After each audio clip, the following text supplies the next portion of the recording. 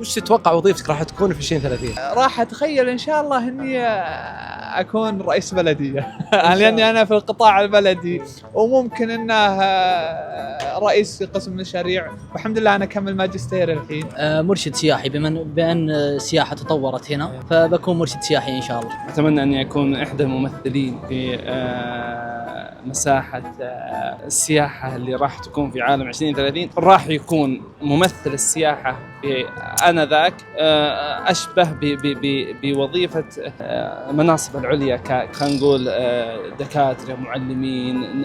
الوظائف هذه راح تكون أنت كممثل سياحي تطغو عليهم أو تنافسهم. شوف يعني المملكة قاعد تعطي فرص تجارية، يعني الوظيفية موجودة لكن المملكة متجهة اتجاه تجاري أكثر، ففي فرص للشباب وسياحي. يعني في عالم التجارة أو في عالم السياحة راح تتوفر فرص أكثر حتطمعك حتى عن الوظائف. إني إن شاء الله راح أكون إعلامي متصدر في تغطيات جميع المشاريع بمشيئة الله.